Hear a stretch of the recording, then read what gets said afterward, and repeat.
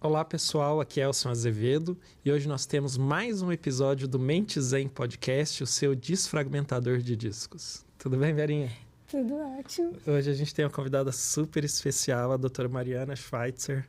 Ela é enfermeira, pós-doutora em ciências pela Escola de Enfermagem da USP, professora do Departamento de Medicina Preventiva da Escola Paulista de Medicina, atual chefe do departamento, né? Não? Ainda não foi por favor. Ai, meu Deus, então eu que confundi. É presidente, né, do Cavizinho, né? Mas a chefe do departamento é a professora Zila. Isso a professora Zila também é muito próxima. É uma fofa, né? Super produtiva. Eu acho que ela também orienta lá na psiquiatria, né? Ela tem alguns alunos. Você não quer, não, orientar lá com a gente? A Mari Vamos conversar. Vamos conversar. A Mari quer. Tá bom. E aí? Bom, e aí? O que nós vamos falar hoje, Verinha? Me ajuda, já que eu já passei vergonha aqui. A gente vai falar de algo muito importante, né, para quem é da área da saúde, mas por incrível que pareça, muito carente, que é autocuidado. Autocuidado. E aí, eu não falei, mas a doutora Mariana, não sei para onde que eu mostro. Qual câmera que eu mostro, produção? É autora do livro Autocuidado, a Dinâmica da Saúde Integral, coautora junto com a irmã, a doutora Fernanda Schweitzer. Muito bom. E esse autocuidado, ele você falou de profissional de saúde, mas é um autocuidado para todas as pessoas ou são técnicas mais focadas no profissional de saúde? Muito bom. Primeiro, obrigada, né, pelo convite. É uma alegria estar aqui com vocês. É muito bom sempre, né, falar desse tema que é, né, meu interesse, da Fernanda, que é minha irmã. Quando a gente pensou o livro, na verdade, foi pensando a prática que tanto eu quanto ela tínhamos de realmente ver tanto os profissionais de saúde que acabavam cuidando dos outros e não cuidando tanto de si, quanto o próprio paciente, que também tinha dificuldade de organizar a sua vida pensando o seu autocuidado. Então, ele buscava um atendimento médico, um atendimento de enfermagem, um atendimento na atenção básica, mas ele também tinha dificuldade de juntar tudo isso e organizar a forma com que ele poderia pensar a sua saúde. Então, quando começou lá em 2016, que eu estava terminando o pós-doutorado, eu conversei com a Fernanda e falei assim, Fernanda, o que a gente faz, esse convite que a gente faz do autocuidado, quem sabe está na hora da gente colocar no papel, né? Desenvolver algumas ferramentas que a gente pode pensar para o paciente, para o profissional de saúde, para qualquer pessoa interessada em autocuidado. E aí a gente começou a escrever. E aí levou uns 6 anos, né? Sério? A gente lançou o livro no Congresso Brasileiro, né, de Práticas Integrativas e Complementares, há 2 anos atrás. Vera estava lá com a gente, ganhou o título de melhor trabalho científico, foi. A Verinha é um orgulho, né? Foi muito bom. Qual prêmio que a Verinha concorreria que ela não ganharia? Exatamente, não tem como, né? Então, a gente conseguiu fazer esse trabalho e desde que a gente publicou o livro, a gente começou a fazer cursos na universidade. Primeiramente, para os alunos, porque a gente sabe que os nossos alunos dos cursos de saúde, eles têm questões de saúde mental, dificuldade para pensar o autocuidado junto com a faculdade, que é uma experiência nova, muitas atividades. Então, a gente começou com uma disciplina eletiva de autocuidado. Junto com a professora Karen e o professor Tiago, lá da Escola Paulista de Enfermagem. A gente começou essa disciplina e a gente começou a aplicar as ferramentas do livro, que é uma linha do tempo, que a gente convida as pessoas a pensarem, quando eles eram criança, do que eles passavam alguma dificuldade de saúde, de doença, depois na adolescência. E pensar na vida futura. Por exemplo, o nosso aluno, né, que tem 20, 30 anos, sei o que ele quer para quando ele for adulto. Ele quer dormir, ele fala, professor, eu quero muito dormir quando eu começar a trabalhar. Eu quero muito ter uma família, eu quero poder tirar férias, dormir. Esse é o que eles sempre pedem, assim. Eu falei, então, como é que você vai organizar a sua vida para isso? Que especialidade você vai querer? Como é que você vai lidar? E depois, terceira idade, quarta idade, o que a sua família tem? Não, na minha família o pessoal tem diabetes. Na minha família o pessoal tem hipertensão. E o que previne isso? Como é que a gente pode cuidar disso? E aí a pessoa organiza a linha do tempo dela pensando essa estrutura do que ele deseja. E aí ele elenca algo que ele quer desenvolver o autocuidado. Às vezes ele pensa, eu queria mais atividade física, eu queria me alimentar melhor, eu queria ter mais compaixão. As pessoas dizem que eu sou muito dura. Então, pode ser qualquer tema que ele queira desenvolver no autocuidado. E aí, a gente desenvolve o Canvas de autocuidado, que é uma ferramenta super simples. Até para quem está ouvindo a gente, quiser baixar, tem no site, né? Que é o www.autocuidado.org. E o Canvas, na verdade, é uma folha em branco, que tem algumas perguntas para ajudar a estruturar o seu autocuidado. A primeira parte é identificar aquilo que você quer mexer, cuidar, prestar atenção. Identificar os profissionais da saúde, terapeutas, cuidadores que podem te ajudar. Às vezes eu percebo que eu quero ter mais compaixão e aí, quem sabe, entrar num grupo de meditação, né? Quem sabe essa linha pode me ajudar.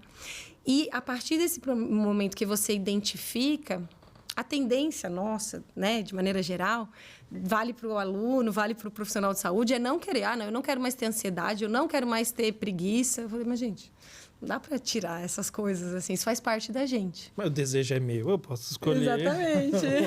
O que eu quero, né? Mas, e aí a gente... Mari, você falou uma coisa aqui que eu tô pensando. Você falou assim, eu quero ter mais autocompaixão. Mas, por exemplo, para a gente saber o que a gente precisa para ter esse autocuidado, eu preciso estar atenta a mim. E aí, o quanto você percebe, de fato, que as pessoas percebem o que elas precisam no mundo que a gente vive, né? E aí, não só o profissional da saúde, mas todo mundo com tanta correria, assim, você vai fazendo muitas coisas e deixa, às vezes, de perceber coisas muito importantes que te fazem falta. E aí, por exemplo, especialmente, né, autocompaixão, na minha, por exemplo, experiência, não sei como tem sido para você, as pessoas até fogem muito disso, como se elas fossem ser piores pessoas, se elas fossem ser pessoas mais frágeis. Como é que tem sido isso na tua experiência, já que existe essa possibilidade, a partir, né, do Canva de autocuidado, dela escolher? Como é que é essa escolha? Olha, o que a gente vê no curso, agora a gente já deu 2 anos essa disciplina eletiva, e há 2 anos a gente tem um curso de autocuidado também. Primeiro ano, quando a gente começou a dar o curso para os estudantes, os professores falaram assim, tá aí a gente... você acha que a gente está ótimo, que a gente está mil maravilha? A gente também precisa. Então, a gente criou um curso online de autocuidado pela Unifesp, que é gratuito, qualquer pessoa interessada pode participar. E no primeiro ano, a gente abriu só para profissional de saúde. E esse ano, a gente fez novamente a 2ª edição e abriu para toda a comunidade. Deu mais de 200 pessoas participando do curso. Esse foi aquele que você anunciou lá no grupo do Observa Pix? Foi esse mesmo. Porque ele é um curso de extensão aberto, né? Tá. Então, ele é um curso de extensão na universidade. Sim, e uma disciplina eletiva também. Mas pelo site lá do autocuidado, também tem o link para esse... Tem também o link, né? para o curso. Eu acho que o pessoal vai se interessar, né? A gente espera que sim. Estão convidados. A gente necessário, né? pretende lançar a 3ª edição no ano que vem. E o primeiro ano, a gente viu essa dificuldade que você traz, porque está todo mundo correndo. Então, no primeiro ano que a gente fez o curso, a gente fez síncrono. Né? 2 horas por semana, o pessoal entrava online e a gente fazia as aulas e conversava das atividades. E esse ano a gente fez assíncrono, porque as pessoas estão com muitas atividades. A gente tem um convite, né, à produtividade muito grande, a gente não para. E aí eles falaram que também deu certo. E foi melhor, porque às vezes eles não conseguiam liberação do trabalho para fazer, então eles faziam no tempo deles, assistiam às aulas e faziam as atividades. E essa dificuldade de parar é sempre presente na fala dos nossos colegas e dos nossos alunos, né? Essa correria, assim, do dia a dia. E aí eles falam que quando eles decidem, optam por fazer o curso, eles falam, esse é o momento que eu consigo parar. Então, pode ser por causa do curso, pode ser porque a pessoa entra num grupo de meditação ou num grupo... Ela vai ter que achar uma forma de que ela consiga parar, né? Se esse é o desejo dela, que ela fala, opa, quem sabe eu tenho que olhar para alguma coisa. Quem sabe eu tenho que criar algum mecanismo aqui. Eu vou entrar nesse curso, porque eu vou ser obrigada a refletir. Eu vou entrar nesse grupo de pessoas que discute esse tema X. Eu vou parar. Então, eu acho que esse exercício, né? Ontem à noite, eu fui na confraternização do grupo de meditação que eu participei, né? Lá na Unifesp, a gente tem uma formação de facilitadores de meditação. O professor médico, né, Roberto Cardoso. E ele já está há anos fazendo essa formação, eu fui da turma do ano passado. E aí eu pensei, ontem à noite eu estava com um monte de coisa para fazer. E eu falei, fim do ano, né? Aquele meme, né? Que tá caindo o barco e você tem que dar conta. Eu falei, será que eu vou conseguir ir lá na confraternização? Eu falei, eu vou ter que parar. Porque senão também, como é que eu vou viver a minha vida nessa correria? Eu também tenho que fazer esse momento. Então, eu acho que é uma decisão difícil. Eu também passo por ela. Eu falei, ontem à noite, deu 7 horas da noite, ia começar o evento. Eu ia chegar um pouquinho atrasada. Eu falei, mas não, eu vou fazer essa decisão hoje e vou parar. Então, acho que é um exercício. Não é assim naturalmente, né? O natural é natural, vou acordar. Não, eu vou ter parar. que fazer um planejamento para isso também, né? E, Mariana, assim, como é que se define autocuidado? Que tipo de definição vocês usaram assim, para pensar as práticas que se utilizam? Olha, o autocuidado, no livro, né, a gente diz que é esse movimento, né? Esse movimento de você olhar para si e pensar como que você quer cuidar de si. Uhum. Hoje, eu estava pensando antes de vir para cá que eu acho que é uma forma de amor também o autocuidado, assim, é uma forma de você cuidar de si, mas com amor, né? De olhar, porque o amor ele exige essa maneira não de arrumar algo, de consertar algo, porque às vezes o pessoal pensa o autocuidado, não, eu vou resolver isso e nunca mais eu vou ter. Então, quando a gente traz o conceito de autocuidado aqui no livro, é numa dinâmica da saúde integrativa. Numa dinâmica que eu não vou simplesmente tirar um machucado que está doendo fora. Né? Eu vou ter que cuidar dele, prestar atenção nele, pensar por que será que eu bati, o que aconteceu. E pode ser que eu bata de novo. Pode ser que eu caia novamente e me machuque. Isso faz parte da vida. Então, o convite que a gente faz aqui do autocuidado é um ciclo. Então, a ferramenta que a gente tem, que é o Canvas, a primeira etapa é o identificar o que você quer cuidar, o que você quer prestar atenção. E a segunda etapa, antes de resolver, movimentar, eliminar, que às vezes o pessoal pode pensar, a segunda etapa é o acolher. Uhum. Acolher aquilo como parte de você. Aquilo que você pensa que você quer prestar atenção, seja a dificuldade para alimentar de uma maneira que você acha que é melhor ou pior para você, ou a dificuldade que você tem, por exemplo, de a sua mente descansar, de criar momentos de silêncio na sua mente. A gente tem dificuldade, né, de criar momentos de silêncio. Pode ser isso que eu identifiquei. E em vez de simplesmente querer resolver e eliminar isso, é acolher. O que isso significa na minha vida? Por que isso tem a ver com a minha história? Será que eu aprendi isso dentro de casa, na maneira que a minha família convive? Ou foi depois, no ambiente de trabalho ou na minha formação? Onde é que eu comecei a achar que isso era dessa forma? E o acolhimento, ele permite com que a gente veja o que tem de bom e também o que tem de ruim. Tá, mas qual que é o prejuízo de eu ser tão durona? Eu tenho alguma perda ou é bom para mim? Porque eu tenho uma posição, eu tenho um status que é bom para mim eu ser assim durona. Tá, mas aí eu perco na minha parte familiar, ou da minha convivência com as minhas amigas, com os meus colegas. Então, o que eu estou perdendo? E o que a gente vê no curso é que essa etapa é transformadora, assim, para os nossos colegas. Que o acolhimento, ela faz parte, né, da Política Nacional de Humanização, né? O acolhimento é você olhar, né? Olhar para si, perceber o que aquilo significa. E aí a gente vê que quando a pessoa consegue fazer essa etapa, que é o que a gente vê no curso, na disciplina, eles falam assim, nossa, quando eu tive aquele acidente, que eu tive que sair do meu emprego, uma das nossas, né, participantes falava, achei que eu tinha acabado a minha vida, assim, achei que aquilo ia ser muito sério, eu quase, né, achei que... E aí eu vi que foi a melhor coisa que aconteceu na minha vida. Então, sabe esse twist, plot, assim, que acontece na vida da gente? Não no momento, né? No momento você está desesperado, arrasado, mas depois a pessoa olha para aquilo e fala, gente, que oportunidade que eu tive quando apareceu aquela doença, quando eu tive aquele problema, quando alguma coisa eu tive que resolver. E aí a pessoa faz o movimento, que é a terceira etapa do nosso método de autocuidado, né? E aí é um movimento, de novo, não de eliminação. Um movimento de fazer algo. Ou começar uma atividade física, ou entrar em um grupo de meditação, ou marcar com uma nutricionista para pensar, uma nutricionista que seja da linha que gosta. Pode ser não, que a primeira não seja a segunda, mas quem sabe a terceira, né? E aí ela consegue fazer o movimento e medir. Não, estou conseguindo mudar um pouco aquilo que eu queria fazer, modificar, acolher mais, pensar. E a última etapa, que é o recomeçar. Não é que eu nunca mais vou ter aquilo, não é que eu vou resolver aquilo para sempre, né? As medicinas tradicionais, elas sempre convidam a gente de um ciclo de vida, assim, né, que a gente fala do Yin, do Yang, da medicina tradicional chinesa, ou da medicina antroposófica, da medicina Ayurveda, que são essas medicinas tradicionais, ou até mesmo de uma medicina indígena no Brasil, do ciclo da vida. Às vezes eu vou estar mais, às vezes eu estou menos, às vezes eu tenho mais energia, às vezes eu tenho menos energia. E aí recomeço esse método sempre que necessário, né? Não acaba. Então, esse é o convite. Então, identificar é o primeiro, acolher, movimentar e recomeçar. Muito bom, hein? Eu acho que é mais difícil o dizer sim, né? Para esse autocuidado, né? Assim, pelo menos até na experiência, né? Que a Mari, ela me ajudou na parte qualitativa, né, dos meus dados no pós-doc. Então, o quanto a gente percebia, né, nas mulheres, né, com excesso de peso, essa ausência, né, de autocuidado, de autocompaixão que elas foram construindo ao longo do tempo. Né?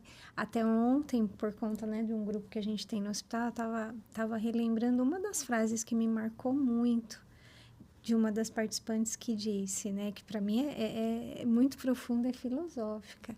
Ela falou: eu aprendi que a gente não precisa gostar, mas a gente só precisa aceitar.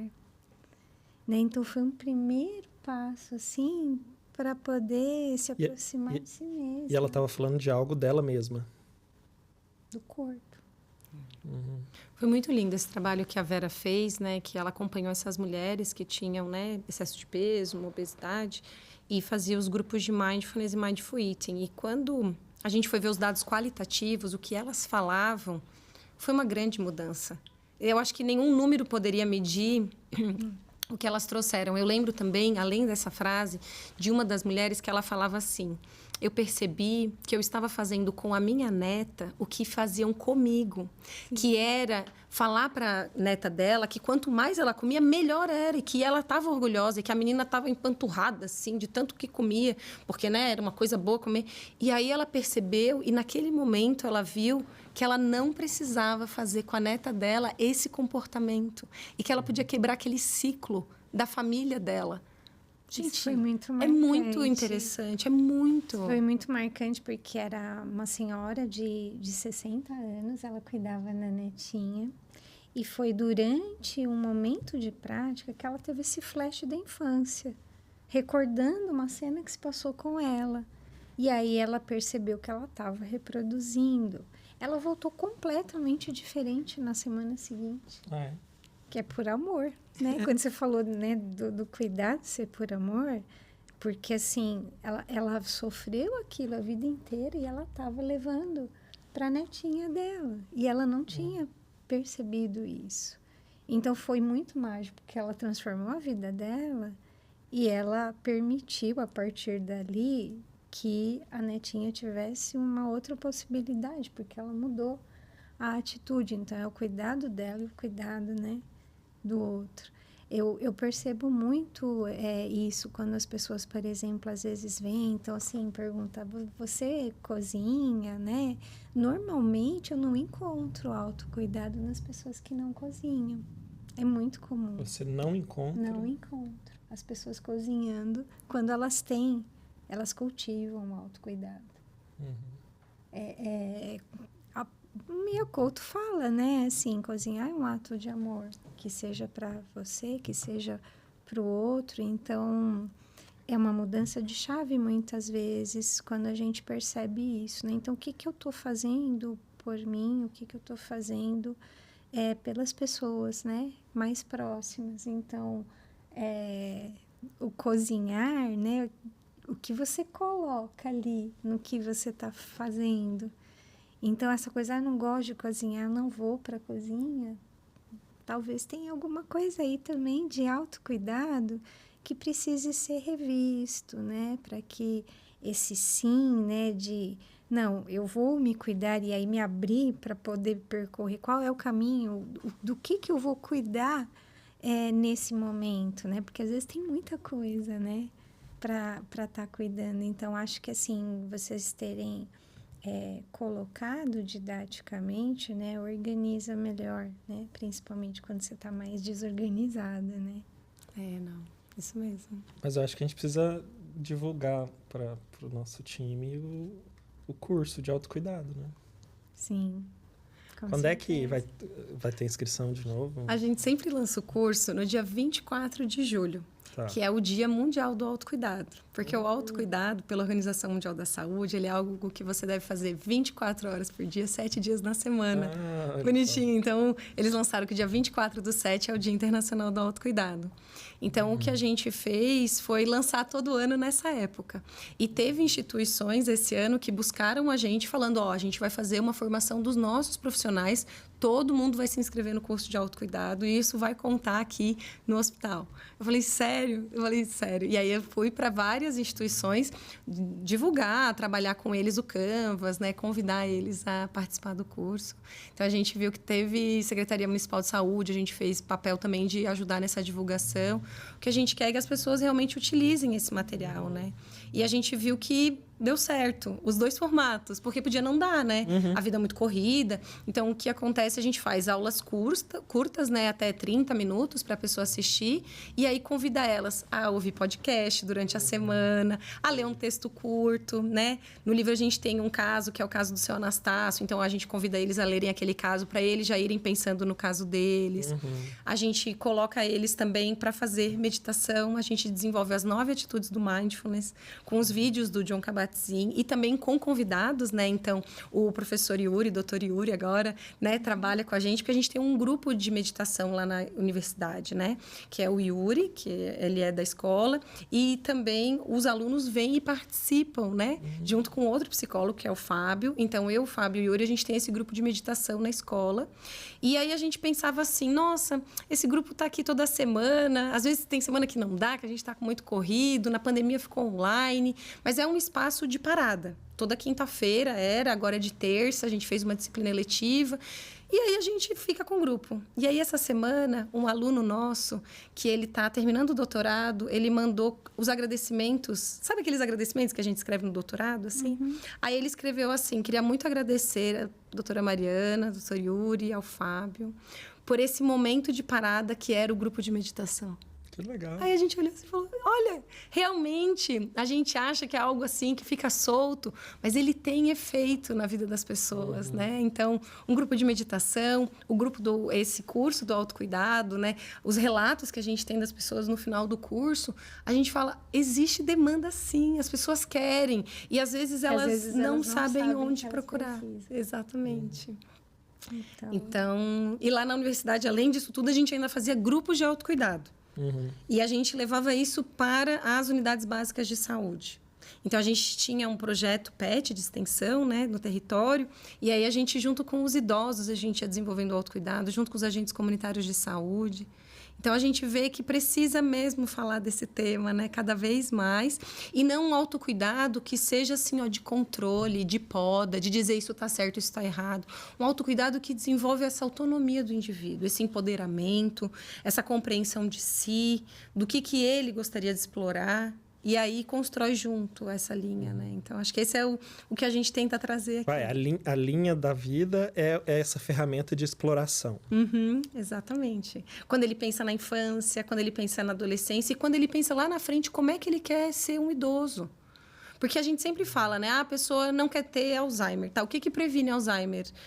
É fazer sudoku, é fazer palavra cruzada? Não, é fazer exercício físico com força. Isso que a evidência traz hoje pra gente.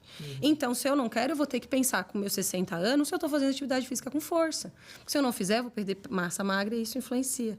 Então, hoje, a gente usa muito as evidências para isso, que é o movimento da medicina integrativa, que é o que a gente também convida no livro e também nos cursos. A gente apresenta todas as evidências que a gente tem hoje para uma longevidade saudável, para um bem viver. Atualmente, eu sou presidente, né, do Consórcio Acadêmico Brasileiro de Saúde Integrativa e desde 2019 eu coordeno junto com o Kabat-Zinn e a BIREME, que é a Biblioteca Virtual em Saúde, a gente faz mapas de evidências em práticas integrativas e complementares. Porque uma grande dúvida que a gente tem quando a gente começa o autocuidado é chegar num profissional de saúde que tem uma visão muito restrita. ou só de medicamento, ou só de uma abordagem. E, às vezes, para a pessoa, ela tem que ter um leque de possibilidades de cuidado, né? Então, a gente tem hoje 27 mapas de evidências que as pessoas podem acessar e procurar para elas o que é o efeito da meditação, da acupuntura, da auriculoterapia. Será que isso poderia me ajudar? Eu tenho tanta dificuldade, já tentei essa prática, já tentei essa. Será que eu tento essa? Né? A cidade de São Paulo tem centros de referência em práticas integrativas complementares, que podem ofertar diversas práticas, que ampliam esse olhar, né? Então, além de fazer atividade física, eu posso pensar numa prática da medicina tradicional chinesa, um Qigong, Tai Chi. Ah, mas é muito longe. Ah, posso olhar na internet se o meu grupo tem, se na unidade básica tem. Hoje, várias unidades básicas têm, né, oferta. E qual que é o grande diferencial dessa política, né, que é a Política Nacional de Práticas Integrativas e Complementares? Ampliar o cuidado, ampliar as ferramentas que a gente pode utilizar. Ah, eu já tentei tanta coisa. Ah, mas tem um monte de coisa para tentar. Então, são 29 práticas integrativas e complementares. Quem sabe você se encaixa numa dessa e aquele é o start para você pensar o autocuidado. Às vezes acontece isso, né? A gente participa, vai numa consulta, vai no atendimento, vai num grupo e aquilo nasce uma sementinha e fala, quem sabe eu vou tentar aqui alguma prática. Vou colocar isso na minha rotina. Vou pensar o que isso influencia no meu autocuidado. E aí a gente tenta trazer isso para o indivíduo. E um grande diferencial que a gente viu é que começar isso na graduação, né? Vocês, a gente não teve isso na graduação, a gente não pensava em autocuidado, né? A nossa geração, a gente não tinha disciplina disso na graduação. A gente aprendia pelo exemplo, aprendia pelas experiências. E agora a gente vê que não, que a gente precisa ensinar mesmo, a gente precisa estar junto na graduação, para depois esse profissional da saúde, ele já incluir isso na dinâmica de trabalho dele, dentro da família. Quando a gente termina o curso, ou quando é um workshop, uma oficina que a gente fala, as pessoas falam assim pra gente, a gente leva impresso o Canvas, né? Aí a pessoa fala assim, vou dar pra minha mãe, vou dar pro meu marido. Eu falei, isso mesmo, vamos fazer Porque eu acho que esse é o movimento que a gente quer fazer. A gente tem que ser convidado pro autocuidado. O dia a dia não convida. O dia a dia é produtividade, entrega, prazo. E o convite para o autocuidado? E a dificuldade de receber, né? Não, isso de levar a dica para outra pessoa que você gosta, e, às vezes o tiro sai pela culatra, viu? Não sei, você pega, nossa, li um livro tão interessante, como ser uma pessoa mais agradável, deixa eu dar pro meu marido aqui, né? Isso mesmo. Aí a pessoa pode entender pelo lado ruim, né?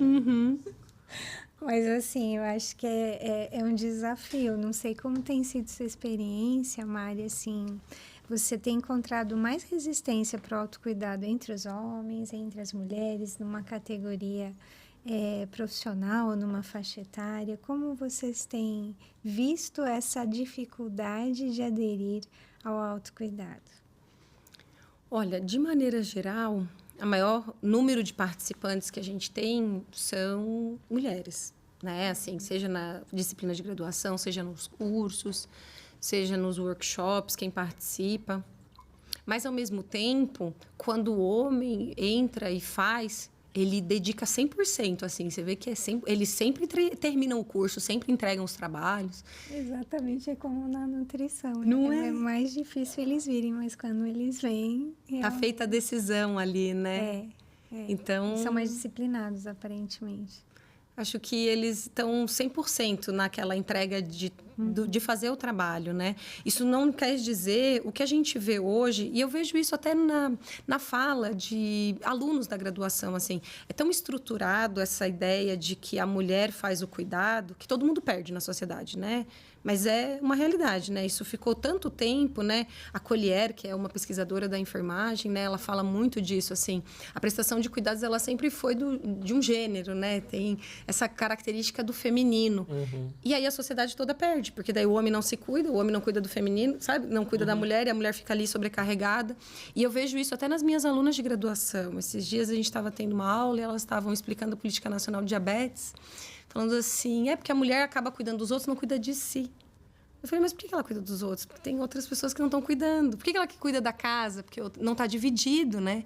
Então, quando a gente convida para o autocuidado e entende que o autocuidado é de todo mundo, a gente também fomenta uma prática de cuidado, de divisão de tarefas, de olhar para si e pensar, quem sabe eu estou sobrecarregada, quem sabe eu tenho que falar com a outra pessoa para dividir.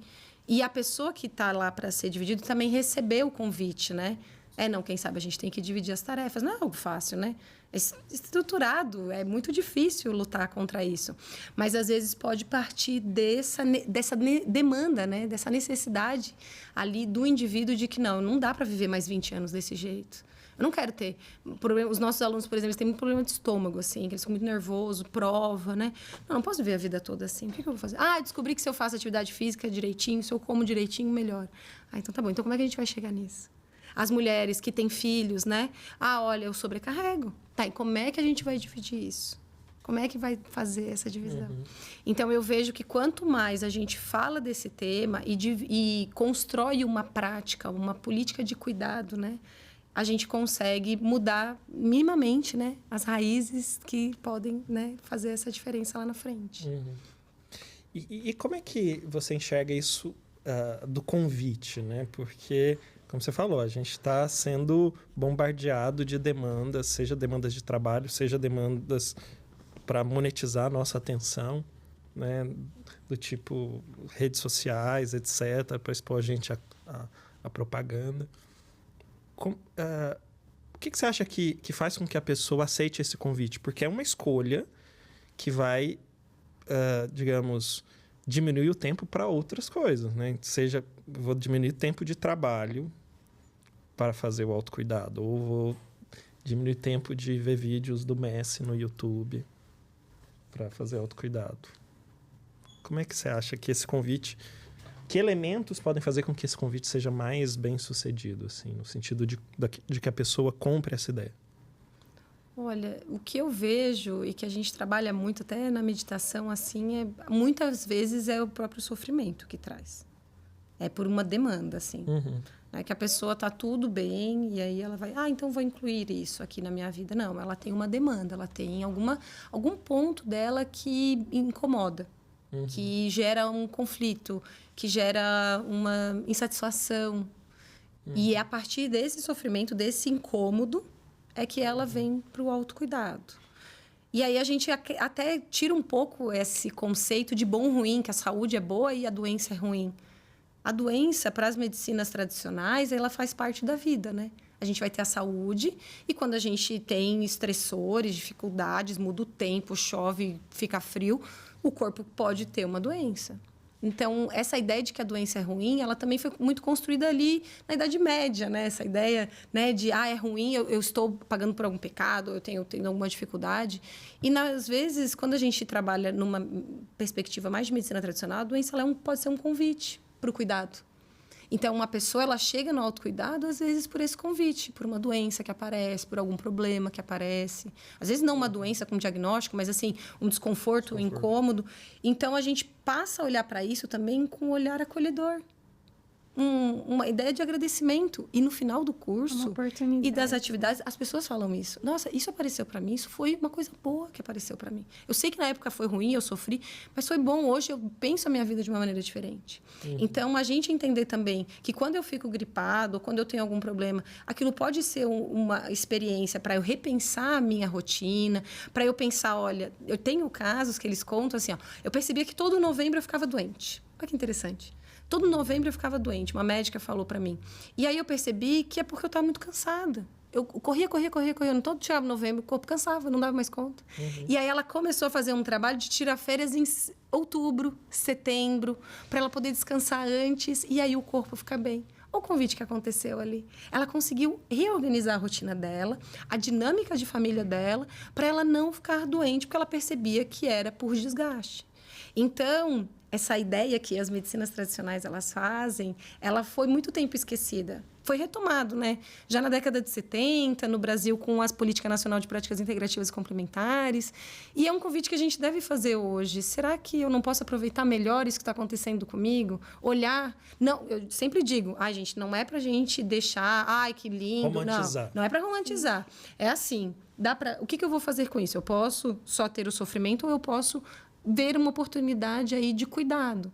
E a gente vê isso nas famílias. Quando alguém adoece, a família inteira às vezes muda, se reorganiza, o povo volta a falar um com o outro porque alguém da família ficou doente. Então, o que está acontecendo? Eu não vou lembrar o nome, mas tem um pesquisador alemão, né, que ele escreve sobre isso, a doença como caminho. como essa oportunidade de você revisitar as coisas de um outro lugar, né? De ver de uma outra forma, ou na sabedoria popular, há males que vêm para bem, né? Então, assim, foi uma coisa ruim, mas o que isso pode te ensinar, gerar de aprendizado e você fazer diferente, né? Então... E sem culpabilizar. Ah, não, então é culpa minha ainda que eu fiquei desse jeito? Não. Mas até onde existe responsabilidades, até onde dá para desenvolver junto, né? Uma forma de cuidar que vai demandar alguma mudança, né? Eu sempre lembro muito, assim, da minha psicóloga, que ela fala, olha, tem gente que vem aqui, mas a pessoa não quer realmente mudar nada. Ela vem porque ela está vindo. Eu falo, é verdade. E quantas vezes a gente não faz isso, né? Não é bem que eu quero realmente ajustar aquilo. Eu estou levando aqui do jeito que dá, porque a vida é corrida. E, às vezes, o convite vai ser esse, né? O convite vai ser por alguma demanda intrínseca, às vezes vai ser por uma demanda extrínseca de uma pessoa, um relacionamento, ou tu melhora, ou também não vai dar para continuar. E aí a pessoa fala, tá, então eu quero continuar nessa família, deixa eu mudar aqui, deixa eu adaptar. E, às vezes, pode ser porque a pessoa ela vê na família algum sofrimento e daí ela quer meio que prevenir, assim, também tem isso. Ah, não, então agora eu quero cuidar disso, porque eu já vi que na minha família é muito arriscado saúde mental. Minha família tem casos de esquizofrenia, tem casos disso, então deixa eu ver aqui como é que eu tô. Então, é bonito também quando isso acontece, né? É como se fosse um autocuidado preventivo, assim, né? Para eu continuar do jeito que eu tô, com tudo caminhando bem. E me chamou muita atenção o ponto do acolher, né? Isso eu acho muito significativo. Até tem uma experiência, Verinha, recente de uma experiência de acolhimento comigo mesmo. Assim. Teve um evento e aí o profissional foi fazer um exercício respiratório, né? Aí ele inspira. Aí ele falou, a barriga bem relaxada, né? Aí eu pensei assim, nossa, minha barriga tá tão flácida, né? Então eu tô conseguindo fazer isso bem.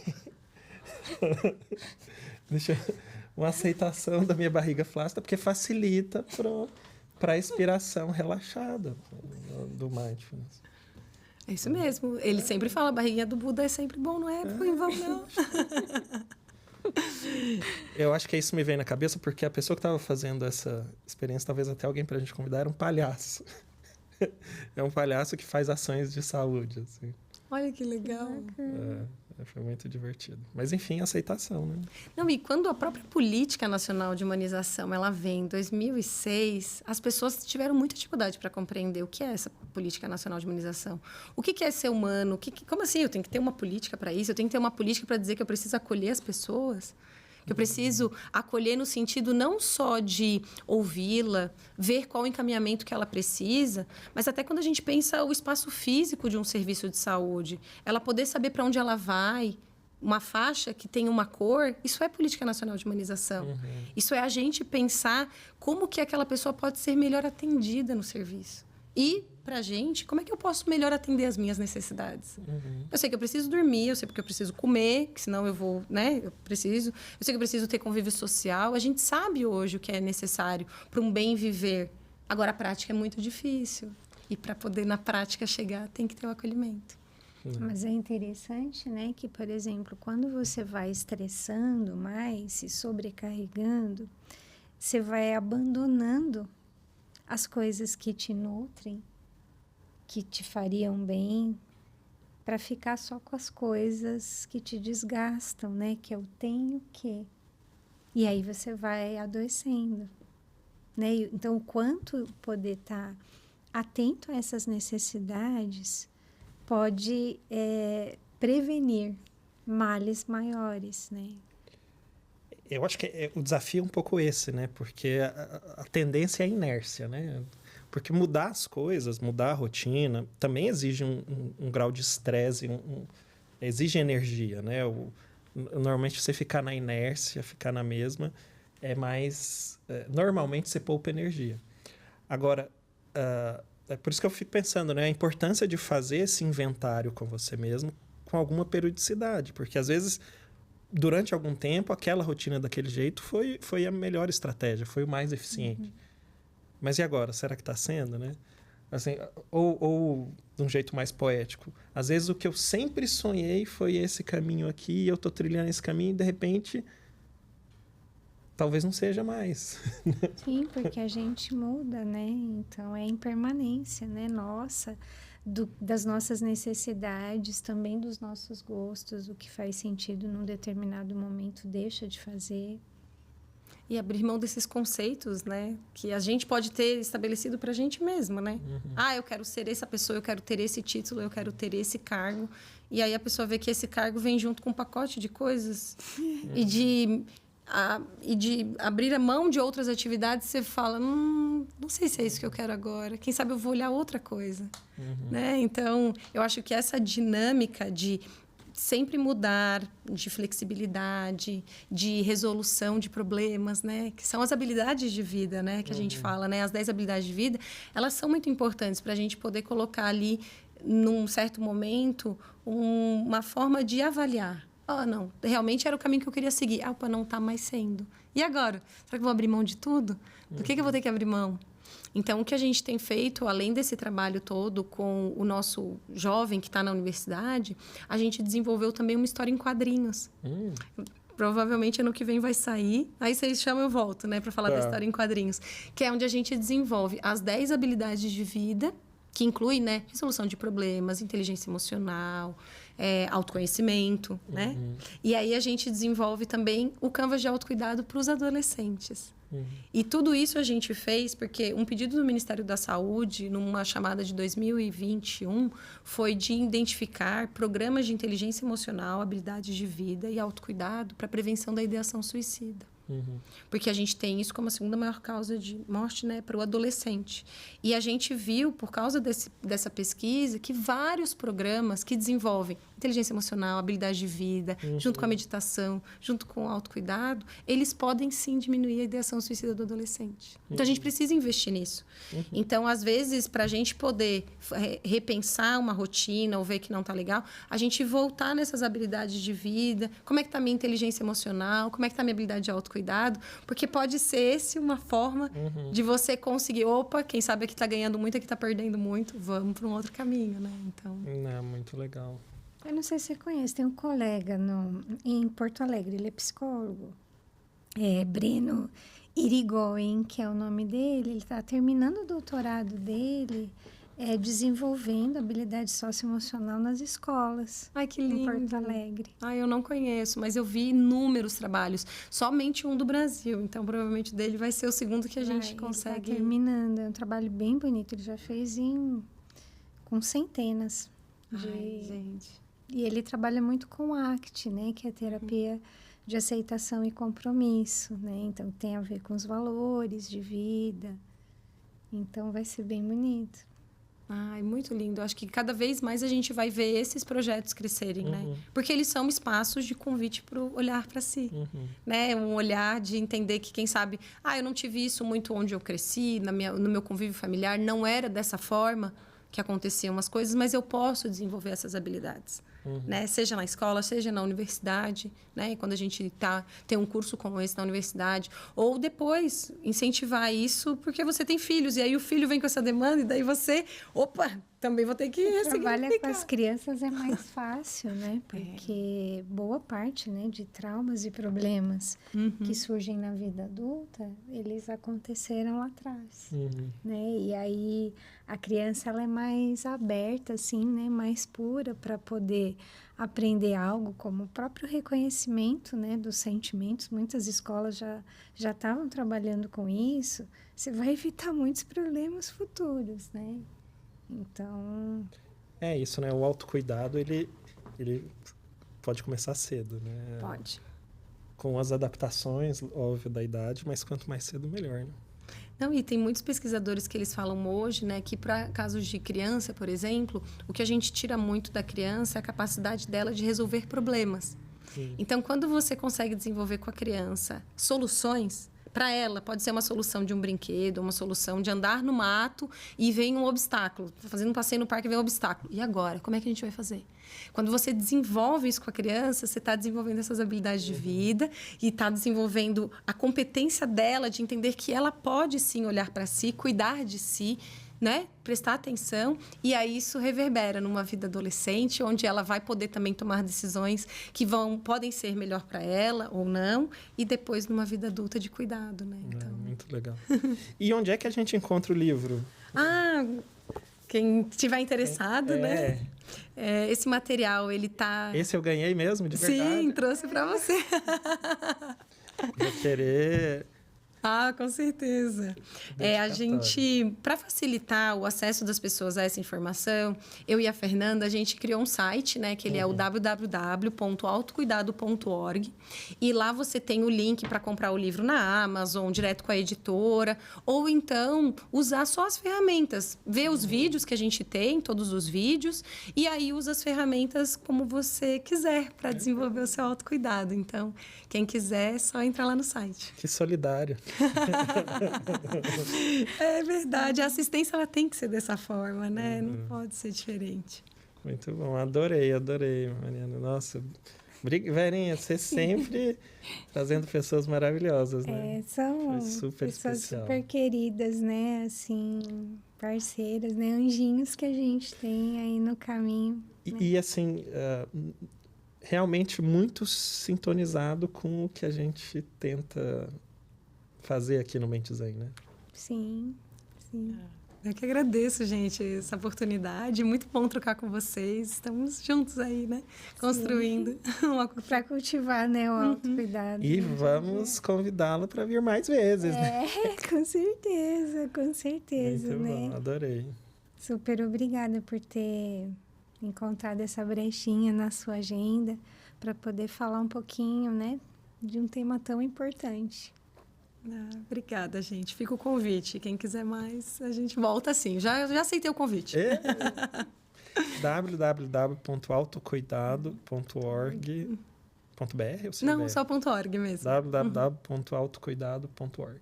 E tem também, já que a Verinha falou, né, em inglês esse material, se você quiser, porque a gente fez esse trabalho também internacional. E também, ano que vem, já em espanhol. Então, não tem, né, por que não utilizar. Muito bom, Mari. Então tá.